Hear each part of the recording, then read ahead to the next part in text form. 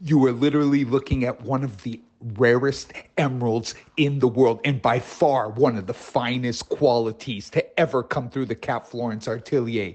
These particular emeralds have been on display in a museum. They're known as Old World Muzo Colombian. Now, let me tell you a little bit of history around this particular material. If you remembered, or if you follow my journeys to hunt down the rarest gems in the world, you'll hear about the Cat Florence Eternal. That was a 55 carat Colombian. You can Google it and you'll see the piece actually online. This was one of the finest quality emeralds to ever be discovered. And what drove me to hunt down these rare emeralds was when the Rockefeller emerald broke 300,000 a carat, I went to where these rare old world emeralds were. And where were they? They were in Italy. Because what happened is when the conquistadors went to South America looking for metals, looking for spice, they engaged a 50-year war with the local natives known as the Muzo natives at the time. These particular locals of Muzo looked at the Colombian emerald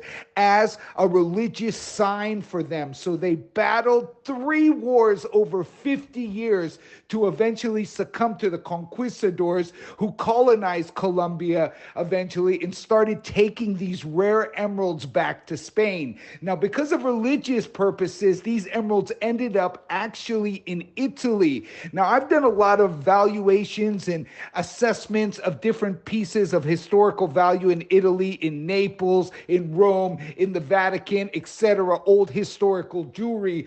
But that's where I tracked down what's known as the Cap Florence Eternal, and that is where I found this baby. You are looking at a 3.69 carat, perfectly clean, crystallized, one of the finest emeralds in the world. This type of material, and it's also known as a mariposa emerald, which has the butterfly effect within the crystal structure, making it one of the rarest emeralds in existence.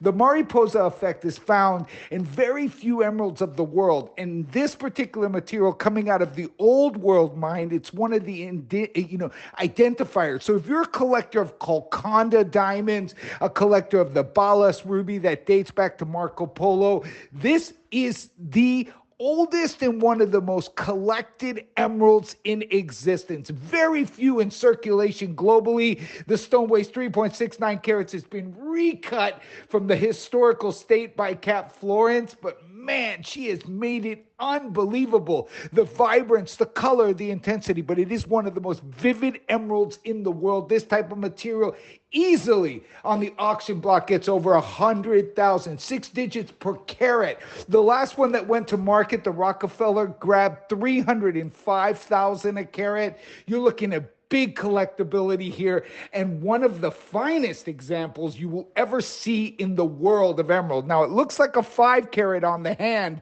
Cat has sharpened the bottom, taken all that excess heavy weight, given it an amazing polish, and brought out the dispersion and fire and the color within this emerald, making it one of the most collectible and finest quality emeralds to ever come through the Cap Florence atelier.